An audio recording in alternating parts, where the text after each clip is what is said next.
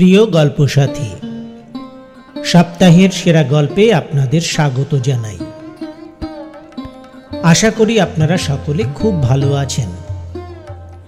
বাংলা সাহিত্যের ভাণ্ডার থেকে আরেকটি ভালো লাগার গল্প, ভালোবাসার গল্প নিয়ে আমরা চলে এসেছি আপনাদের কাছে। আজ আমরা আপনাদের জন্য বাছাই করে এনেছি প্রখ্যাত সাহিত্যিক পাঁচকড়িদের অন্যতম সেরা উপন্যাস মনোরমা। গল্প পাঠ শুরুর আগে আপনাদের কাছে একটি অনুরোধ। আমাদের এই উপস্থাপনা ভালো লাগলে লাইক এবং শেয়ার করার পাশাপাশি আপনাদের মতামত লিখে জানাতে ভুলবেন না। যারা এখনো আমাদের চ্যানেলটিকে সাবস্ক্রাইব করেননি বা আমাদের চ্যানেলে নতুন এসেছেন, তাদের কাছে অনুরোধ, আমাদের চ্যানেলটিকে সাবস্ক্রাইব করে আমাদের উৎসাহিত করবেন, আরও অনেকটা পথ চলতে আমাদের সাহায্য করবেন। আর অবশ্যই বেল আইকনটি প্রেস করুন। আমাদের পরের পোস্টের নোটিফিকেশন আপনাদের কাছে পৌঁছে যাবে। শুনুন সুশীল মজুমদার ক্রিয়েশনসের নিবেদনে আজকের ভালো লাগার গল্প, ভালোবাসার গল্প, প্রখ্যাত সাহিত্যিক পাঁচকড়িদের অন্যতম সেরা উপন্যাস মনোরমা। আজ শুনুন দ্বিতীয় পর্ব। আমার বাবা আমাদের ঠিক চিনতে পারতেন, তার একদিনও ভুল হয়নি। তিনি বলতেন, আমাদের আকৃতির পার্থক্য তিনি স্পষ্ট দেখতে পেতেন। একদিন বাবা আমাকে নির্জনে ডেকে বললেন, কুমুদিনীর এরকম আমোদ বড় ভালো বোধ হয় না। আমি একটা বন্দোবস্ত করছি, তাতে তোমাদের মধ্যে আর কোনো ভুল হবার সম্ভাবনা থাকবে না। আমি বাড়ির ঝি চাকর সকলকে বলে দিয়েছি, তুমি যখন তাদের কোনো হুকুম করতে যাবে তখন তুমি তাদের এই আংটি দেখাবে। এটা তোমার ডান হাতে সব সময় রাখবে। এই কথা বলে তিনি আমার হাতে একটা সুন্দর সোনার আংটি পরিয়ে দিলেন। তাতে নানা প্রকার ফুললতা মোড়ের কারুকাজ ছিল। সেই আংটিটার জন্যই আবার আমাদের একান্ত অনুগত রামগোলাম প্রবঞ্চিত হয়েছিল। ও, তবে তুমি আংটিটি হারিয়েছো নাকি? হ্যাঁ। কিভাবে হারালে? তা জানি না, বড়ই আশ্চর্যরূপে সেটি চুরি গিয়েছে। আমার বিশ্বাস, আমি ঘুমালে আমাদের ঝি আমার হাত থেকে খুলে নিয়েছিল। নিঃসন্দেহ। আংটিটি কেমন বলো দেখি? আংটিটা সোনার, তাতে যে লতা পাতা ও মোড়ের কাজ ছিল তাও সোনার। কেবল মধ্যে মধ্যে রূপার ছোট ছোট তারা ফুল, সেই তারা ফুলের মাঝে মাঝে এক একটি হিরে বসানো। মাঝখানে একখানি কি পাথর ছিল, তার উপরে ওং লেখা ছিল। বাবা যখন সেটা আমার হাতে পরিয়ে দিচ্ছিলেন তখন বললেন, সেই আংটির একটা অদ্ভুত গুণ আছে। যার অধিকারে সেটা থাকবে সে অতুল ঐশ্বর্যের অধিপতি হবে। যে একবার হাতে ধারণ করে তা পরিত্যাগ করবে, তার দুর্দশা ও দারিদ্র্যের সীমা থাকবে না। বাবা আমাকে আজীবন সেই আংটিটা বিশেষ সাবধানে ও সযত্নে রাখতে বললেন। তোমার অবস্থার পরিবর্তন দেখে তোমার বাবার সেই কথা এখন সত্য বলেই মনে হচ্ছে। তিনি অনেকদিন আগে একবার অযোধ্যায় গিয়েছিলেন। সেখানকার একজন জ্যোতিষী তাকে সেই আংটির মাঝে পাথরটি দিয়েছিলেন। আমি বাবাকে কতবার সেই আংটির সম্বন্ধে অনেক কথা জিজ্ঞেস করেছি, তিনি আমাকে কিছু বলেননি। তারপর আমার বোন কুমুদিনী বুঝতে পারে তাতে আমাতে কোনো বিষয়ে কিছু পার্থক্য ঘটেছে, আর সে কোনো রকমে ভৃত্যদের চমক লাগাতে পারত না। এই পরিবর্তনের রহস্য সে উদ্ধার করবার জন্য অনেক চেষ্টা করেছিল, কিছুতেই পেরে ওঠেনি। আমার মায়ের মৃত্যুর পর বাবা আমাকে সঙ্গে নিয়ে দিল্লিতে যান। তখন আমার মাসি কুমুদিনীকে নিয়ে আমাদের আনন্দ কুটিরেই ছিলেন। আমরা প্রায় 2 বছর দিল্লিতে ছিলাম। বোধ করি আমাদের এই দীর্ঘকাল বিদেশে থাকার মধ্যে কুমুদিনী আমার সেই দৈব অঙ্গুরীর রহস্যোদ্ভেদ করে থাকবে। আমাদের পারিবারিক কোনো বিবাদ বিসংবাদের কোনো কারণ আমি জানতাম না। দিল্লি থেকে ফিরে আসার 1 বছর পরে আমার বাবা মেসোমশাইকে আমাদের আনন্দ কুটির পরিত্যাগ করতে আদেশ করেন। আমার বাবা বড় কড়া মেজাজের লোক ছিলেন, কারো কথা শুনতেন না। মুখ থেকে একবার যে কথা বার করতেন সে কথার তিলমাত্র ব্যতিক্রম করার শক্তি কারোর ছিল না। তারপরে কুমুদিনীর বাবা যখন সপরিবারে আমাদের আনন্দ কুটির ত্যাগ করে যান, তখন আমি বড় ব্যথিত হলাম। কি করব, উপায় নেই। সেই দিন থেকে কুমুদিনীর সঙ্গে আমার বড় দেখাশোনা ঘটত না। তারপর 2 বছর পরে কুমুদিনীর বাবার মৃত্যু হয়। আমার বাবার মৃত্যুর কয়েক মাস আগে আমার মাসিমার মৃত্যু হয়। মনোরমা, তোমার বিষয় পরহস্তগত হওয়ার প্রথম ঘটনা কি এখন বলো দেখি।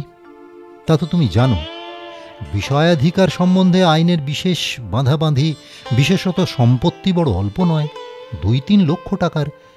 তাতে তুমি কিভাবে বঞ্চিত হলে? বড়ই সহজে। সে কথা বড়ই বিস্ময়জনক। সাহানগরে আমাদের একজন কুটুম্বের বাড়িতে বিবাহ উপলক্ষে আমি একদিন নিমন্ত্রণ রক্ষা করতে যাই। থামো একটু, একটা কথা জিজ্ঞাসা করার আছে। তখন তোমার বোন কুমুদিনী কোথায় ছিল? তা জানি না। তাদের বাড়ি চেলায়, গোপালনগরে। তাদের নিমন্ত্রণ করা হয়েছিল কি না তা জানি না। যে কুটুম্বের বাড়িতে তুমি নিমন্ত্রণ রাখতে যাও তাদের অবস্থা কেমন? খুব বড় লোক। সেখানে আমি 3 দিন থাকি। যেদিন তাদের বাড়িতে ফুলসজ্জার হাঙ্গাম, সেই দিন একটি লোক আমার কাছে একখানা পত্র নিয়ে আসে। সেই পত্রে লেখা ছিল, আমার বাবার পুরানো একজন চাকরের বড় ব্যারাম, জীবনের আশা নেই। মৃত্যুর আগে সে একবার আমার সঙ্গে দেখা করতে চায়। তার বাড়ি বকুল বাগানে। আমি সেই দিন ফিরব স্থির করে তখনই তার সঙ্গে দেখা করতে যাই। সেই দিনে কি ফিরতে পারোনি? না, আমি দেখলাম লোকটার অবস্থা অতিশয় শোচনীয়। সেদিন আমি সেখানে তার অন্তিম অনুরোধে থেকে গেলাম।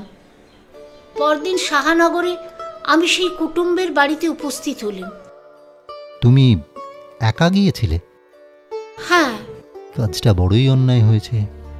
তা ঠিক, সেই জন্যই আমি আজ পথের ভিখারিনী। যখন আমি সেই কুটুম্বের বাড়িতে ফিরে আসি তখন বেলা 3টে হবে। কারোর সঙ্গে কোনো কথা না কয়ে যে ঘর আমার জন্য নির্দিষ্ট ছিল সেই ঘরে তাড়াতাড়ি আমাদের ঝিয়ের সঙ্গে দেখা করতে গেলাম। দেখা হয়নি? না। যা দেখলাম বড়ই আশ্চর্যের ব্যাপার। সেই ঘরে অন্য একজন ভদ্রমহিলাকে বসে থাকতে দেখলাম। আগে তাকে আমি কখনো দেখিনি। বুঝলাম আমারই ভুল হয়েছে। যাই হোক, তখন আমি তাড়াতাড়ি সেই ঘর থেকে বাইরে এলাম। কিন্তু আমার ভুল হয়নি। আমাদের ঘরের বাইরের দরজার উপরে একখানা রাধাকৃষ্ণের যুগল মিলন ছবি ছিল। ঘরের বাইরে আসা মাত্র সেই ছবিখানি দেখতে পেলাম। সন্দেহ খুঁজল। কয়েক মুহূর্তের জন্য আমি একেবারে হতভম্ব হয়ে সেখানে দাঁড়ালাম। মনে ভাবলাম হয়তো ঝি আমাদের জিনিসপত্র নিয়ে বাড়ি চলে গেছে। আমাকে ফুলসজ্জার দিনে না ফিরতে দেখে মনে করে থাকবে যে আমি বকুল বাগান থেকে বরাবর খিদিরপুরে নিজেদের বাড়িতে চলে গেছি। বাড়ির কর্তার সঙ্গে সাক্ষাৎ করলেন, তাকে সব কথা বললেন। তিনি আমাকে চিনতে পারলেন না, আমার কথা ভালো রকমে বুঝতে পারলেন না। বললেন আমি নাকি ফুলসজ্জার দিনেই বকুল বাগান থেকে ফিরেছিলাম। আমার দরকারি জিনিসপত্র নিয়ে ঝিয়ের সঙ্গে সেই রাত্রেই পালকি করে খিদিরপুরে চলে গিয়েছি। এ কথা শুনে তখন তুমি নিতান্ত বিস্মিত হয়েছিলে? যতদূর হতে হয় হয়েছিলেন। আরও বুঝলেন এটা আর কিছু নয়, আমাকে বিপদে ফেলার একটা আয়োজন হচ্ছে। মনে মনে অত্যন্ত ভয় হলো, রাগও হলো। তখন তুমি কি করলে? খিদিরপুরে আমাদের আনন্দ কুটিরে উপস্থিত হলেন। সেখানে উপস্থিত হয়েও দেখলে যে কুমুদিনী তোমার অজ্ঞাতে মনোরমা হয়েছে, আর তুমি তোমার মাস্তুত ভগিনী মাতৃপিতৃহীনা অনাথা কুমুদিনী। আপনি ঠিক বলেছেন। তোমাকে আনন্দ কুটিরে প্রবেশ করতে দিয়েছিল? কার সঙ্গে আগে দেখা হলো? রাম গোলামের সঙ্গে। কুমুদিনী যখন ছোট তখন থেকে রাম গোলাম তাকে ঘৃণা করত। তখন সে আমাকেই কুমুদিনী বলে স্থির করল। কুমুদিনী বলে আমাকে ডাকতে লাগলো। তখন আমি তাকে আমার সেই আংটি দেখাতে গেলাম। সর্বনাশ! দেখলেন আমার হাতে সেটি নেই, চুরি গিয়েছে। আর কখনো তুমি সে আংটি হারাওনি? না। তখন তুমি তোমার ভগিনী কুমুদিনীকে ডাকিয়ে পাঠিয়েছিলে? না, আমি নিজেই তখন তার সঙ্গে দেখা করবার জন্য অন্দরমহলের দিকে এগিয়ে গেলাম। রাম গোলাম আমাকে বাধা দিল, আমাকে বাইরে বাড়িতে রেখে অন্দরমহলের দরজা বন্ধ করল। সে অম্লান বদনে বলল আমাকে বাড়ির মধ্যে যেতে দেবে না। তখন আমি ঘৃণায় দুঃখে জ্ঞানশূন্য হয়ে পড়লেন। তখন তোমার ভগিনী কুমুদিনী তোমার সঙ্গে দেখা করেছিল? না, রাম গোলাম কিছু পরে ফিরে এসে বললে সে তখন আমার সঙ্গে দেখা করতে রাজি নয়। তারপর তুমি কি করলে? রাম গোলামের সঙ্গে অনর্থক অনেক বাদানুবাদ করতে লাগলাম। তুমি যে নিজে মনোরমা তার মনিব, এ কথা তাকে কোনো প্রকারে বোঝাতে পারোনি? কোনোভাবেই না। তখন রাম গোলাম তোমাকে কি বললে? সে আগে শান্তভাবে আমার সকল কথা শুনতে লাগলো। তারপর সে ভীষণ রেগে উঠল। রেগেই বলল, কুমুদ, তুমি আমার কাছে চালাকি করে পার পাবে না। আমার নাম রাম গোলাম, আমার কাছে জারি জুড়ি খাটবে না। মনোরমা দিদিমণির কাছে শুনেছি বারবার তুমি অনেক জায়গায় অনেক লোকের কাছে নিজেকে মনোরমা দিদি বলে বড় চালাকি করে বেড়াও। আমার কাছে কিছুতেই তা পারবে না। সরে পড়ো, পথ দেখো। তোমাকে বাড়ির ভেতরে যেতে দিতে দিদিমণির হুকুম নেই। তার কথা শুনে আমি বড়ই ব্যাকুল হলাম, হতবুদ্ধি হয়ে পড়লেন। কি করব, উপায় কি? সে অপরিচিতা ৩ নং মেয়েটাকেই হোক কি আমার ভগিনী কুমুদিনীকেই হোক, আমার রাজত্ব ভোগ দখল করতে দিয়ে রাজ সিংহাসনে বসিয়ে আমি সেখান থেকে চলে এলাম। এই ঘটনার কতদিন আগে তুমি ভূকৈলাসে সেই অপরিচিতা ৩ নম্বর মেয়েটিকে দেখো? মাস কতক হবে। সে কি তখন তোমাকে তোমার বোন কুমুদিনী বলে নিজের পরিচয় দিয়েছিল? হ্যাঁ। সে তোমার বোন কিনা তাই পরীক্ষা করার জন্যই পীড়িতা কুমুদিনী বাড়িতে আছে কিনা দেখতে রাম গোলামকে সেখানে পাঠাও। হ্যাঁ। সে ফিরে এসে কুমুদিনী যে বাড়িতে আছে একথা স্বীকার করে। সেই বাড়িতে গিয়ে কুমুদিনীকে তুমি সচক্ষে দেখে এসেছিলে? সচক্ষে। রাম গোলামের প্রভুভক্তি সম্বন্ধে তোমার কখনো কোনো সন্দেহ হয়েছিল? না, কখনোই না। তার প্রভু ভক্তিতেই শেষে সে নিজের প্রাণ পর্যন্ত হারিয়েছে। যখন রাম গোলাম তোমাদের বাড়ি থেকে খিদিরপুরে ফিরে আসে তখন যে তোমাকে তোমার বোন বলে পরিচয় দেয় আর সেই ৩ নম্বর মেয়েটিকে জাল বলে, তখন কি তুমি তা বেশ বুঝতে পেরেছিলে? তখন তুমি কি করলে? আমি সেই জাল মেয়েটিকে নিজের কাছে ডেকে পাঠাই, কিন্তু সে বড় শক্ত মেয়ে, সে যে জালিয়াত। তখন আমি তার মুখের উপরে বললাম, তাতে সে আমার মুখের দিকে চেয়ে কেবল একবার হাসলে মাত্র। আমি রাম গোলামকে ডেকে সে কথা প্রমাণ করলাম, তাতে তার দিকেও সে চেয়ে হেসে উঠল। এই হাসি বুঝি তার উত্তর? হ্যাঁ, শুধু হাসি। হ্যাঁ, সে হাসি এখন বড় ভয়ানক হয়ে দাঁড়াচ্ছে দেখছি। হ্যাঁ, সাংঘাতিক। তারপর ব্যাপার কি দাঁড়ালো? সে কোনো কথার কিছু উত্তর করেনি? করেছিল। বললে, দিদি, তুমি আজ আমায় এমন কথা বললে, আমি জালিয়াত। রাম গোলামের কথায় তুমি আমায় এখন জালিয়াত স্থির করেছ। আজ তুমি রাজরানী, অদৃষ্টের দোষে আজ আমি ভিখারিনী। আবার আমাদের সদ্ভাব থাকবে কেন? ছেলেবেলার সে খেলাধুলা তুমি যে তা ভুলে যাবে, তার আর আশ্চর্য কি? তবে এই দুঃখ, তুমি এ জগতে আমার একমাত্র আপনার লোক আছো, তাই ভেবে মনে মনে যে সুখটুকু ছিল, আজ সে সুখও ঘুচল। তোমাদের তিনজনের রূপের এরূপ সাদৃশ্য বড়ই চমৎকার। ভালো, তার কথা শুনে রামগোলাম কি বললে? প্রথমত সে বড়ই রেগে উঠেছিল। যতক্ষণ না সে জালিয়াত মেয়েটি চলে গেল, ততক্ষণ আমার কথায় রামগোলাম চুপ করেছিল। তারপরে আমাকে বলল, দিদিমণি, যদি তুমি সেই রাগের মাথায় আমাকে কোনো কথা কইতে মানা না করতে, ওই জালিয়াত বেটিকে আচ্ছা রকম মজা দেখিয়ে দিতেন, এইখানে নিকেশ করতেন, তারপর ফাঁসি যেতে হয় যেতে, দুঃখ ছিল না। আমি তাকে বললাম, এত রাগ কেন? সে বলল, কেন? তুমি কি জানো দিদিমণি, আমি ঠিক বুঝেছি, তোমাকেই লক্ষ্য করে সেই মেয়েটা আর সেই কুমি দুজনে মিলে একটা ষড়যন্ত্র করছে। রামগোলাম বুদ্ধিমান ছিল বটে। তারপর আমি রামগোলামকে তখনকার মতো সে কথা একেবারে ছেড়ে দিতে বললেন। যাদের বাড়িতে এ কাণ্ড হয় তাদের কাউকে তুমি এ কথা জানিয়েছিলে? না, এ বিষয়ে বিন্দু বিসর্গও আমি কারোর কাছে তখন প্রকাশ করিনি। তাদের দুজনের মধ্যে একজন নিশ্চয়ই কিছু বেশি সাহসী, চতুর।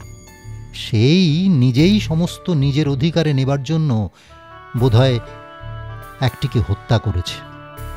তারা ইতিপূর্বে বুঝতে পারে যে রামগোলাম তাদের চাতুরি বুঝতে পেরেছে, সেই জন্য তাকেও তারা খুন করে। হ্যাঁ, আমারও তাই মনে হয়। পাপ পাপের অনুসরণ করে। একটা পাপ করলে পাপীকে সে পাপ গোপন করার জন্য তার চেয়ে ভীষণ পাপ কার্যে প্রবৃত্ত হতে হয়। সেই পাপের মাত্রা বয়সের সঙ্গে ক্রমশ বৃদ্ধি পায়। এখন বেশ বুঝতে পারছি, যে হাত রামগোলামের লোকান্তর ঘটিয়েছে, সে হাতই কুমুদিনী প্রকাশে যে মেয়েটি মারা গেছে, সেই কুমুদিনীকে হোক কিংবা সেই অপরিচিতা ৩ নম্বর মেয়েটিকেই হোক, চিতার বুকে তুলে দিয়েছে। সেই নরনারী হন্ত্রী তার কুমন্ত্রণার অংশভাগিনীকে লোকান্তরে পাঠিয়ে নিজের সুখ সম্ভোগের পথ পরিষ্কার করেছে। আমি অনেকবার অনেক লোকের অনেক রহস্যময় ঘটনা হাতে নিয়েছি, ঘটনার রহস্যোদ্ভেদেও সক্ষম হয়েছি, কিন্তু তোমার এই ঘটনা আজ আমার কাছে সম্পূর্ণ নতুন বলে বোধ হচ্ছে। এরকম ঘটনা এ পর্যন্ত শোনা দূরে থাক, আমার কল্পনায়ও কখনো প্রকাশ পায়নি। তোমার মুখে যা শুনলেম তাতে আমাকে স্তম্ভিত হতে হয়েছে। হ্যাঁ, বড়ই আশ্চর্য ব্যাপার, বড়ই রহস্যপূর্ণ। এখন সেই সকল রহস্যোদ্ভেদ আমাকে করতে হবে। হ্যাঁ, আমিও আপনার কাছে সেই আশা করেই এসেছি। সফল হব, আমি কৃতকার্য হব। যদি আমার নাম দেবেন্দ্র বিজয় মিত্র হয়, কখনোই আমি অকৃতকার্য হব না। আপনার কথায় আমার মনে আশার সঞ্চার হচ্ছে। এখন আমাদের আরেকটি বিষয়ে লক্ষ্য রাখতে হবে। কি বিষয় বলুন? তোমার বিপদ এখন পদে পদে আসন্ন, জানো তুমি? যা বিপদ ঘটবার তা ঘটেছে, আবার কি ঘটবে? শোনো, তুমি যে পালিয়ে এসেছো এ কথা এখন প্রকাশ পেয়েছে। তোমাকে আবার আটক করবার জন্য তারা সব জায়গায় তোমার সন্ধান করছে, কি শীঘ্রই করবে। যদি আবার তারা তোমার সন্ধান পায়, তখন তোমার যে কি বিপদ ঘটবে বুঝতে পারছো কি? না, আমি কিছুই বুঝতে পারছি না। আমি তা বুঝেছি। তোমার জন্য যে ফাঁদ পাতা হয়েছে, সে ফাঁদে যদি আবার কোনোভাবে পড়ো, এবার তোমার আর নিস্তারের আশামাত্র থাকবে না। তুমি এখন নিজেকে নিরাপদ রাখতে কোনো উপায় স্থির করেছো কি? কিছুই না। উপায় আর কি? মনে করেছি এখন এমনিভাবে বাইরে বাইরেই থাকবো। এ কোনো কাজের কথা নয়। তোমার সমর্থ বয়স, সুন্দরী তুমি, তাতে তোমার বিপদ আছে। সে বিপদ ভয়ানক। তুমি যে তা জানো না তা নয়, বিশেষত তুমি শীঘ্রই ধরা পড়বে। হয় কবিরাজের হাতে পড়বে, নয় জমের হাতে যাবে। জমের হাতে যাওয়াই এখন আমার পক্ষে সদ উপায়। কারো হাতে যেতে হবে না। এক উপায় আছে, স্মরণ করে দেখো। তুমি এই একটু আগে আমার কাছে স্বীকার করেছ তোমার এই বিপদ উদ্ধারে আমি নিযুক্ত হলে তুমি আমার সকল আদেশ পালন করবে। বেশ, এখন আমার প্রথম অনুমতি, আমার বিনা অনুমতিতে তুমি আমার বাড়ি ত্যাগ করতে পারবে না। এ তো আমার সৌভাগ্যের কথা। আমি সানন্দে সম্মত হলিম। হ্যাঁ, আমার স্ত্রীর কাছে থাকবে, তিনি তোমাকে যত্নেই রাখবেন, আত্মীয় জ্ঞানে স্নেহ করবেন। তুমি সঙ্গে কোনো জিনিসপত্র এনেছো? হ্যাঁ, একটা কাপড়ের বুচকি। সেটা কোথায়? কালীঘাটে এক পূজারীর বাড়িতে রেখে এসেছি। 2-3 দিন আমি অনাহারে ছিলাম। এখানে আমার আত্মীয় কেউই নাই, কার কাছেই বা যাব? সেখানেই আজ সকালে আহার করি। সেই বুঁচকিতে কোনো মূল্যবান সামগ্রী আছে? না, কিছুই না। তবে সেটাকে আর আনবার দরকার নেই, সেখানেই থাক। তোমার প্রয়োজনীয় জিনিস আমাদের এখানেই পাবে। যতদিন তুমি তোমার নিজের কার্যোদ্ধার করতে না পারো, ততদিন তোমার যাতে এখানে কোনো অভাব না ঘটে আমরা সে বন্দোবস্ত করব। এখন বুঁচকি না নিয়ে আসা মঙ্গল। তোমার শত্রুরা বোধ করি তোমার সন্ধানে চারিদিকে গোপনে ঘুরছে।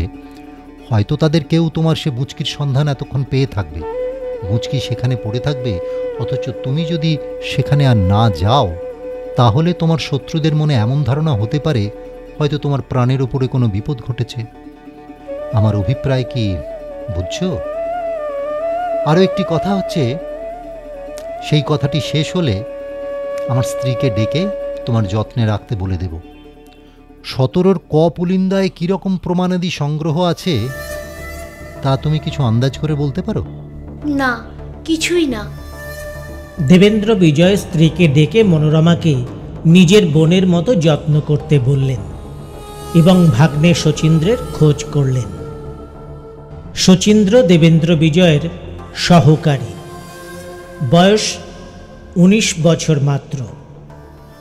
বাইরের বাড়িতে এসে দেবেন্দ্র বিজয় তার সঙ্গে দেখা করলেন, জিজ্ঞাসা করলেন, শচীন্দ্র, ব্যাপার কি বুঝছো? সব কথা শুনেছ? শুনেছি, অনেকটাও বুঝেছি। কি বুঝলে বলো দেখি। বড়ই আশ্চর্য ব্যাপার। সত্য, কিন্তু মনোরমাকে কি পাগল বলে তোমার বিশ্বাস হয়? হ্যাঁ, আমার মত পাগল। আচ্ছা, খিদিরপুরে আনন্দ কুটিরে কে এখন রাজত্ব করছে? মনোরমার ভগিনী কুমুদিনী না সেই অপরিচিতা? কি বোধ করো? সেই তো বিষম সমস্যা। সমস্যা হতে পারে, আমার কাছেও তাই বটে। ভালো, আমি তোমাকে অন্য আরেকটি কথা জিজ্ঞাসা করব। করুন। 3 জনের মধ্যে যার মৃত্যু হয়েছে সে কি কুমুদিনী না সেই অপরিচিতা? সেই তো বিষম সমস্যা। বিষয় সংক্রান্ত বিষয়ে কি বোধ করছো? মনোরমা ঠিক বিবেচনা করেছে। আমিও তাই মনে করেছিলাম। তোমার আমার মতে এটা ঠিক একই রকম দাঁড়াচ্ছে। যাই হোক, কোন ডাক্তার রাম গোলামের আর সেই মেয়েটির চিকিৎসা করেছিল, এখন সেই সন্ধান নিতে হবে। সেই ভালো। এখন আমি তোমাকেই সেই ভার দিলাম। চেষ্টা করো, কাল সন্ধ্যার পরে আনন্দ কুটিরে আমার সঙ্গে সাক্ষাৎ করো। আচ্ছা। অল্প সময় পরে শচীন্দ্র একখানা খুব ময়লা ও ছেঁড়া পোশাক পরে পশ্চিম দেশবাসীর রূপ ধারণ করল। নিজে নিজের নাম গ্রহণ করল বুলাকিলাল। কাজে বের হল। দেবেন্দ্র বিজয় অর্ধবৃদ্ধ চাষার ছদ্মবেশে সাজলেন এবং উকিল তুলসীদাস বসুর গৃহের দিকে চললেন। উকিল তুলসীদাস বসুর বাড়ি ভবানীপুর, কাঁসারি পাড়া। দেবেন্দ্র বিজয় ঠিক সুযোগ মতো তার সঙ্গে সেই ছদ্মবেশে সাক্ষাৎ করলেন। তখন তুলসীদাস একা ছিলেন। দেবেন্দ্র বিজয় তার সামনে উপস্থিত হয়ে জিজ্ঞাসা করলেন, এ মহাশয়ের নাম কি তুলসীদাস উকিল? আমি উকিল, আমারই নাম তুলসীদাস বসু। তবে তো ভালোই হয়েছে মশাই, আমি একটা বড় দরকারে আপনার স্মরণ নিতে এসেছি। আপনাকে দেখে আমার প্রাণের মধ্যে ভক্তি হচ্ছে, বড্ড ভক্তি হচ্ছে। আমি আমার একজন স্যাঙাতের কাছে আপনার অনেক সুখ্যাত শুনেছি। হতে পারে। তোমার নাম কি? আমার নাম প্যালারাম সামন্ত। তো আমার নাম যদি প্যালারাম সামন্ত হয়, তাহলে আমার ঠাকুরের নাম হলো কি ওই ঈশ্বর খেলারাম সামন্ত। তাহলে আমার ওই ঠাকুরদাদার নাম হলো কি ওই গয়ারাম সামন্ত। তা যদি হয় তাহলে যথেষ্ট হয়েছে। তোমার বংশাবলীর তালিকায় আমার কোনো প্রয়োজন নেই। নাই? তবে আর বলে কি হবে, দরকার নাই কি বলেন? তবে আর দরকার কি? যাই হোক, আপনি না ওই লোকজন পাগল হলে তার চিকিৎসার ব্যবস্থা করে থাকেন। আপনার তামে না একজন কে ওই ভালো কবিরাজ আছে, সে নাকি পাগল রোগে বড় ওস্তাদ। অনেক পাগলকে নাকি আপনি তার কাছে পাঠিয়ে আরাম করে দিয়েছেন। ধন্যী দয়ায় আপনার। দেবেন্দ্র বিজয় এই কথাগুলো এমনভাবে জিজ্ঞাসা করলেন যেন তাতে ছলনার কিছুই নেই। তিনি যেন নিতান্ত সরল মনে উকিলবাবুকে এই প্রশ্নগুলি জিজ্ঞাসা করলেন। তিনি যে জন্য এমন প্রশ্ন করলেন তা যেন খানিকটা আন্দাজ করতে পারলেন।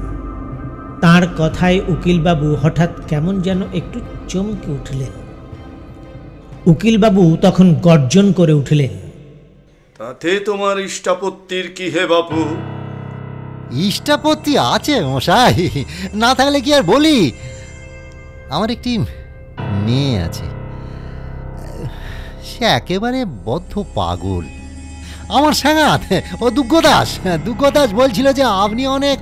কোথায় থাকো? আগামী মেটে বুড়ুছে। দুগ্গদাসের মুখে শুনলেন কোন এক পাগলি মেয়ে এসে নাকি আনন্দ কুটিরটা তার নিজের বলে দিন রাত এখানে সেখানে কেঁদে কেঁদে পথে বেড়াতো। তো আপনি নাকি তাকে দয়া করে কোন সেই ভালো কভারেজ তার কাছে পাঠিয়ে দিয়েছেন। তা মশাই, আমার কথা রাখেন, রাজলোক আপনি। আমার মেয়েটিকে যদি। আমার দ্বারা কিছু হবে না। কিছু হবে না? পারবেন না আপনি মশাই? কেন? ও কাজ আমার নয়। কেন?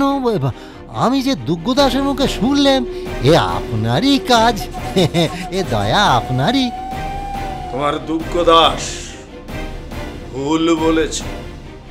তোমার যদি বিশেষ দরকার হয় নিজে ডাক্তার ডাকতে পারো, তারা তোমার মেয়ের রোগ সারাবার বন্দোবস্ত করে দেবেন। আমি উকিল, আমি ও সকল কিছু বুঝি না। ও দুগ্গদাস তো তাহলে আচ্ছা মিথ্যেবাদী, ভয়ানক মিথ্যেবাদী। নিশ্চয়। তবে সে মেয়েটিকে কি আপনি মশাই? আমি সে মেয়েটিকে কেন গারদে পাঠাতে যাব? আমি না, সে কথা ডাক্তারেরা জানেন। সে মেয়েটি পাগল কিনা সেই বিষয়ে আমি সাক্ষী ছিলাম মাত্র। সে পাগল কিনা তাই আপনি ঠিক করেছেন মাত্র। তো সে মেয়েটি কি সত্যি পাগল? না, পাগল নিশ্চয় নয়। তবে পাগল নয়? তবে আপনি তাকে কি করে পাগল বলে শনাক্ত করলেন? না মানে পাগল বই কি। এখন তুমি যাও, আমি বড় ব্যস্ত আছি। আগে তা তো দেখতেই পাচ্ছি। আরে একটি কথা মশাই। কি? বলে যাও, এখন আমার সময় বড়ই কম। সেই ডাক্তারের নাম কি? আমায় যদি বলেন, আমার পাগলি মেয়ে খেন্তিকে নিয়ে আমি বড় নাস্তানাবুদ হচ্ছি। তা আমি কি করব? আমি সে ডাক্তারদের নাম জানি না। জানেন না মশাই? গরিবের মা বাপ আপনারা। তুমি বড়ই বাড়িয়ে তুলেছ দেখছি। এখন বাজে নষ্ট করি এমন সময় আমার নেই। এখন তুমি যাও। আচ্ছা যাচ্ছি। তবে যদি তবে তোমার মাথা কথা খার।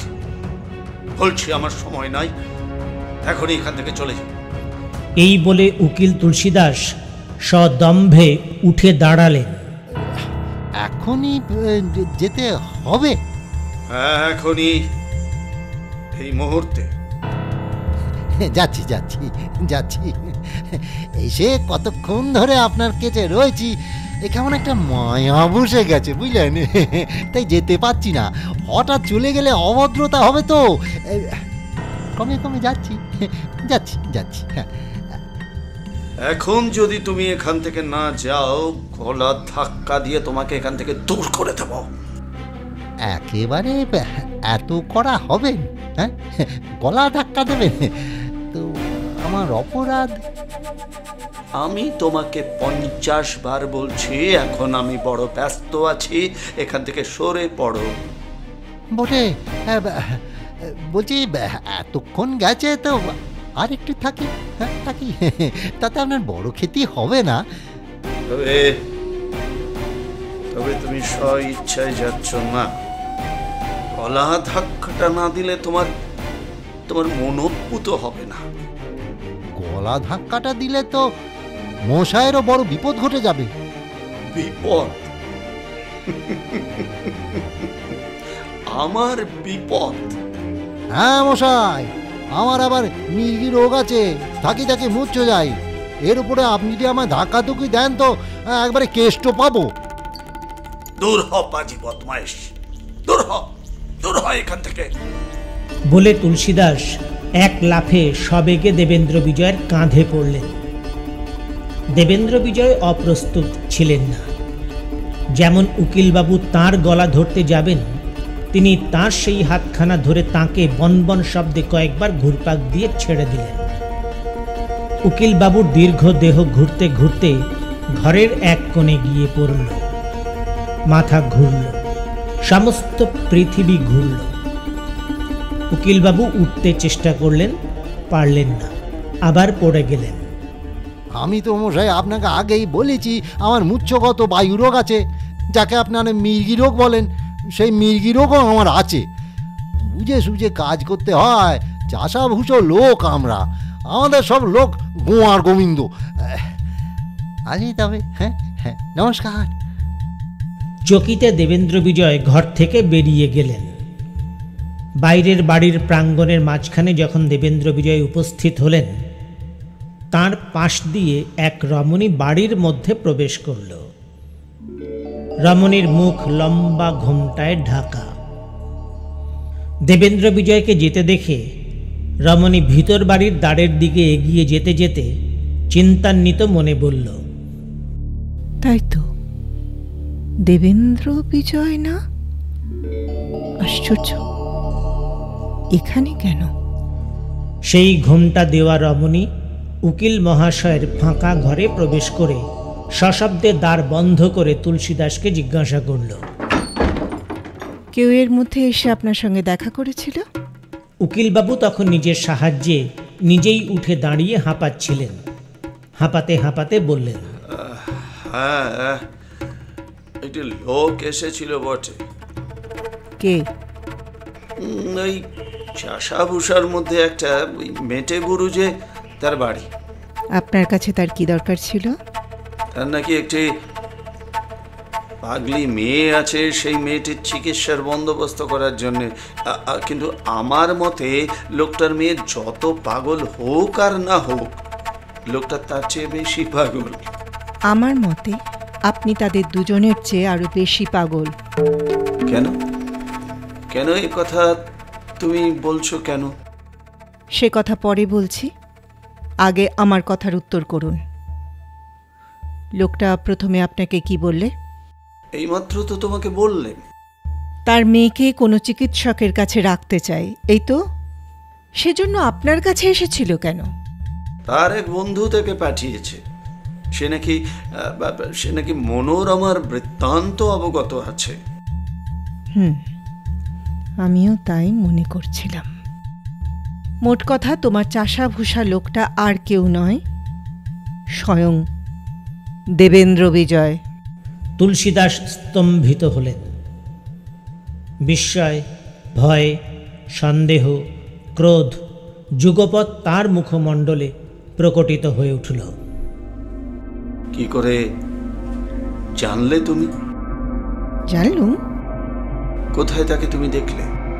এইমাত্র বারবাড়ির উঠানে।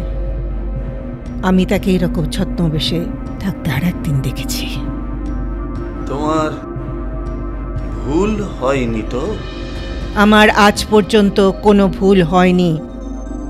বেশ, তুমি যদি তাকে দেবেন্দ্র বিজয় বলেই অনুমান করে থাকো, তাহলে সে নিশ্চয়ই তাই।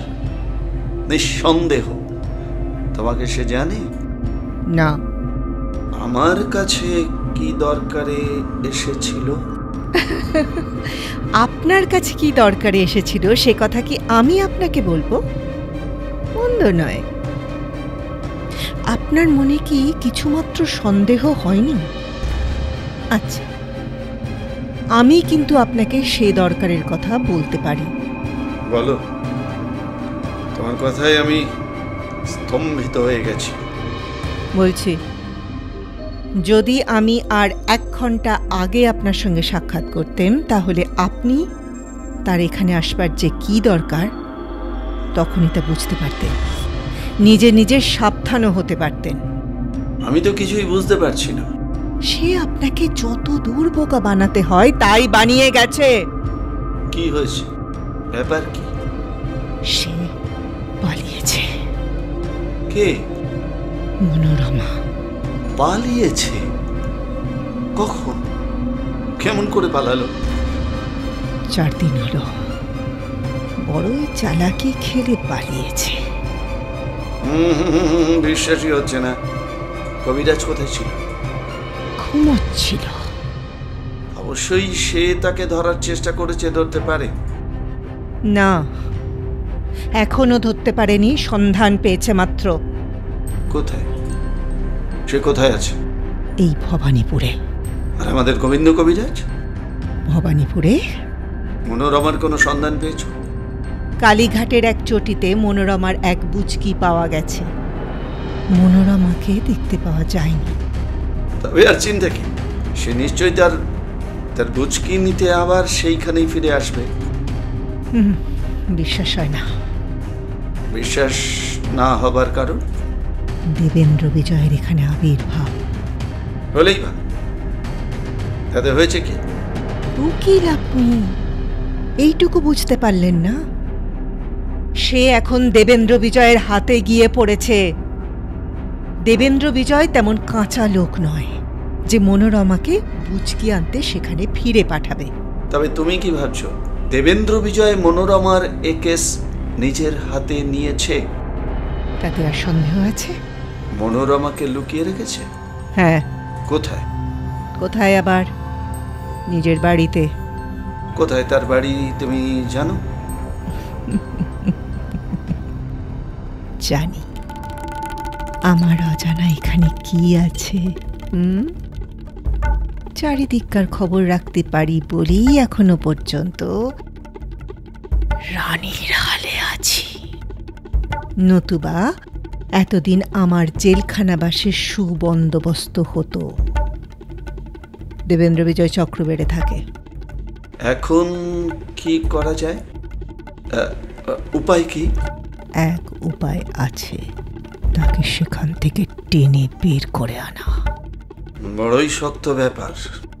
শক্ত ব্যাপার কি? দেখবেন ওই মনোরমাকে আবার আমরা হস্তগত করবই করব। তারপর এমন জায়গায় তাকে পাঠাবো যেখান থেকে সে আর কখনো পালাতে পারবে না। বহুত আচ্ছা। আচ্ছা, তুমি কি মনে করো মনোরমা দেবেন্দ্র বিজয়কে নিজের বৃত্তান্ত বলেছে? না বললে আর দেবেন্দ্র বিজয়ের সহসা এখানে আবির্ভাব হবে কেন? লোকটা কিন্তু বড়ই ভয়ানক। দেবেন্দ্র বিজয় চিরকালই ভয়ানক। কিন্তু মনোরমাকে তার হাত থেকে একবার বার করে আনতে পারলে আর তাকে ভয় করবার কারণ কি আছে? হ্যাঁ, যদি না তার খুনের বিষয়ে সে তদারক করে। কার খুনের? মনোরমার? মনোরমাকে কি খুন করবে? নতুবা দেবেন্দ্র বিজয়ের হাতে পরিত্রাণ নেই। যদি মনোরমাকে জীবিত রাখি, সে আবার যে কোনোভাবে তাকে খুঁজে বার করবে। আমাদের আবার নানা বিপদে পড়বার সম্ভাবনা হবে। মনোরমা মরে গেলে সে কাকে নিয়ে আর নিজের কাজ চালাবে? আমরা তো তখন আমাদের জাল গুটিয়ে খুব সতর্ক থাকব। যদি না মনোরমাকে দেবেন্দ্র বিজয়ের হাত থেকে বার করে নিয়ে আসা হয়, তাহলে কি হবে? আর একটা উপায় আছে।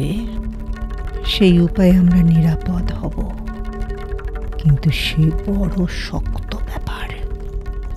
বিশেষ বল বুদ্ধির দরকার পড়ে। কি কি কি ভেঙে বলো। দেবেন্দ্র বিজয়ের মৃত্যু। উকিল তুলসীদাস আশ্চর্য হয়ে আসন ত্যাগ করে উঠে দাঁড়ালেন, বললেন, হ্যাঁ, তা যদি হয় তবে তবে আমরা নিশ্চিন্ত হতে পারি বটে, কিন্তু এখন তুমি কি করবে স্থির করেছো? প্রথমে মনোরমাকে হস্তগত করতে চেষ্টা করব। কেমন করে তুমি তাকে হস্তগত করবে? আমি কি শুনতে পাই না? আপাতত নয়, দরকার বুঝলে আমি নিজেই আপনাকে জানাবো। কেমন? এখনই কি তুমি যাচ্ছ? আবার কখন দেখা হবে? 1 ঘন্টার মধ্যে হতে পারে, কি 1 সপ্তাহ না হতেও পারে। যাই হোক, এখন থেকে আপনাকে সাবধান করে দিচ্ছি। অপরিচিত যে কোনো লোকের সঙ্গে সতর্ক হয়ে একটু বুঝে শুনে কথা বলবেন। লোক মাত্রকেই অবিশ্বাস করতে শিখুন। যে কেউই হোক, মুসলমান, সাহেব, খোট্টা, মারোয়াড়ি, যে কোনো অপরিচিত লোককে দেখতে পান, সে দেবেন্দ্র বিজয় ভিন্ন আর কেউ নয়, বুঝবেন। মনে থাকে যেন? খুব মনে থাকবে। আপাতত কি তুমি নবীনের সাহায্য নেবে? হ্যাঁ, তা নিতে হবে বই কি। এর আগে সেই রমণীর ঘোমটা একবারও মাথা থেকে সরে যায়নি। যাবার সময় রমণী সেই ঘোমটা আরও একটু টেনে দিল। তার জন্য বাড়ির বাইরের দরজায় একখানা গাড়ি অপেক্ষা করছিল। রমণী সেই গাড়িতে উঠে চারিদিক বন্ধ করে দিল। গাড়ি খিদিরপুরের দিকে ধনুক থেকে ছোঁড়া তীরের বেগে ছুটল।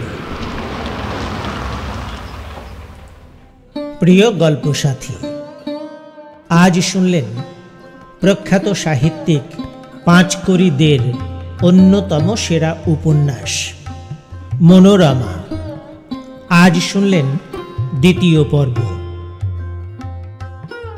গল্প পাঠে সুশীল মজুমদার, অরিজিৎ বন্দ্যোপাধ্যায়, শ্রাবণী বণিক, আশিস রায়, মুনমুন দাস এবং রোহন ঘটক। আমাদের এই উপস্থাপনা ভালো লাগলে লাইক এবং শেয়ার করার পাশাপাশি আপনাদের মতামত লিখে জানাতে ভুলবেন না। পরের উপস্থাপনা নিয়ে খুব শীঘ্রই উপস্থিত হব আপনাদের কাছে। আমাদের পরের উপস্থাপনার নোটিফিকেশন পেতে বেল আইকনটি প্রেস করুন। আর যারা এখনও সাবস্ক্রাইব করেননি বা যারা আমাদের এই চ্যানেলে নতুন এসেছেন, তাদের স্বাগত জানিয়ে অনুরোধ করছি, আমাদের চ্যানেলটিকে সাবস্ক্রাইব করে আমাদের উৎসাহিত করবেন, আরও অনেকটা পথ চলতে আমাদের সাহায্য করবেন।